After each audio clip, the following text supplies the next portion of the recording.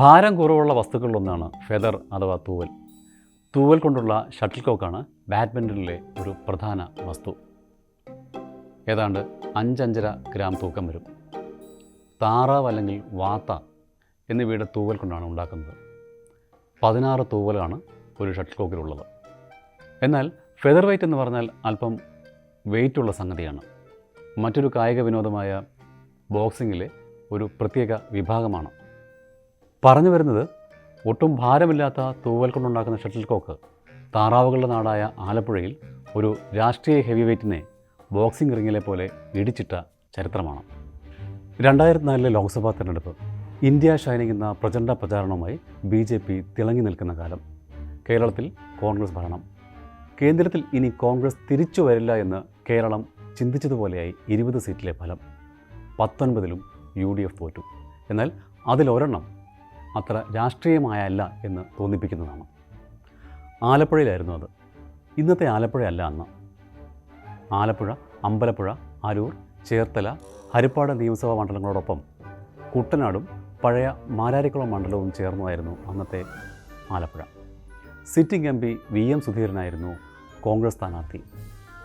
Doctor KS Manoj എന്ന് ചിലയിടങ്ങളിലും മനോജ് കുരിശിലെന്ന് മറ്റു ചിലയിടങ്ങളിലും ചുവരെഴുതിയിരുന്ന CPM സ്ഥാനാർത്ഥിയായിരുന്നു പ്രധാന എതിരാളി. പാർട്ടി ചിഹ്നത്തിൽ മത്സരിച്ചുവെങ്കിലും അദ്ദേഹം അന്ന് CPM അംഗമായിരുന്നില്ല എന്നാണ് വാർത്തകൾ.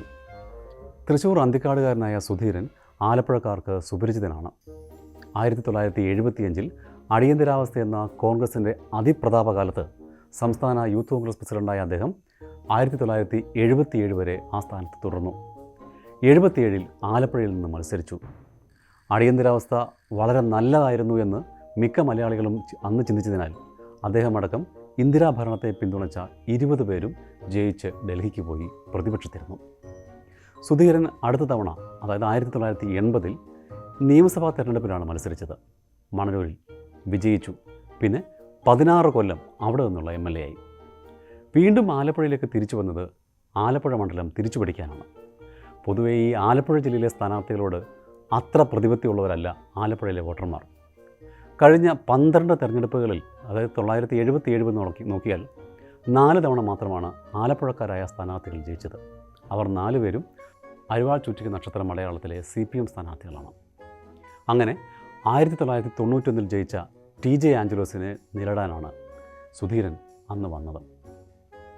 91 ജയിച്ചിരുന്നുവെങ്കിൽ കേന്ദ്രമന്ത്രിയാകുമായിരുന്ന വക്കം പുരുഷോത്തമനോട് നഹി എന്ന് പറഞ്ഞ ആലപ്പുഴക്കാർ ഇത്തവണ സുധീരനെ വീണ്ടും വരവേറ്റു.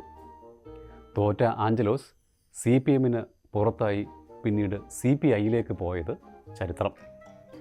അങ്ങനെ 1998 അന്നത്തെ ഗ്ലാമർ താരമായ CS സുജാത, സിനിമയിലെ താരമായ മുരളി 99 എന്നിവരെയൊക്കെ തകർത്ത് സുധീരൻ്റെ ഒരു അശ്വമേധമെന്ന് തന്നെ പറയാവുന്ന കാലമാണ്.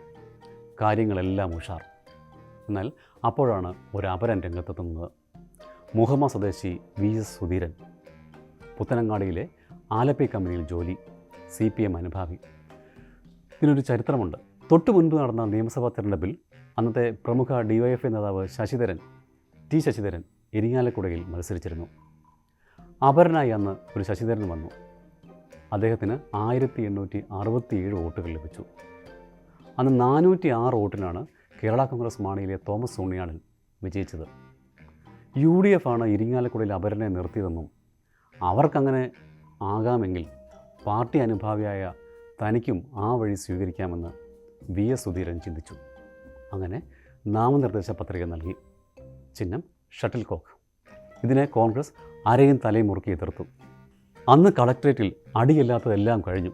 പക്ഷേ VS സുധീരന് ഷട്ടിൽ കോക്ക് ചിഹ്നം കിട്ടി. ഒരു നോട്ടീസ് പോലും അടിക്കാതെ, അതിനുള്ള കാശ് പോലും കളയാതെ ഷട്ടിൽ കോക്ക് സുധീരൻ 8282 വോട്ട് നേടി. എന്തായാലും 5 പൈസ പോലും ചിലവാക്കാതെ മറ്റൊരു അപരനും ഈ റെക്കോർഡ് തകർക്കാനായിട്ടില്ല.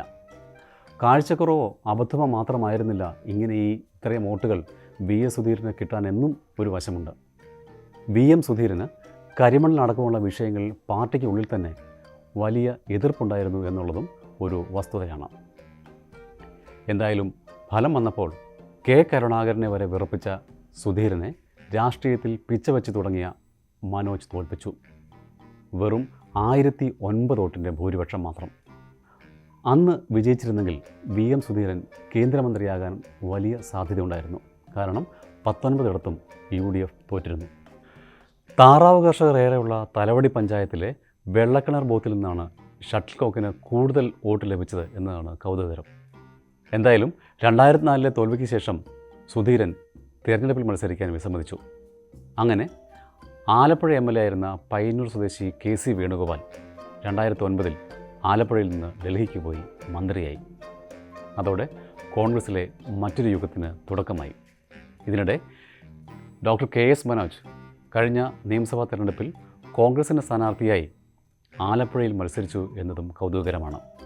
എന്തായാലും നമ്മൾ കരുതുന്ന പോലെ അത്ര ഭാരം കുറവല്ല ഷട്ടിൽ കോക്കിലെ തൂവലിൽ നിന്ന് ചുരുക്കം.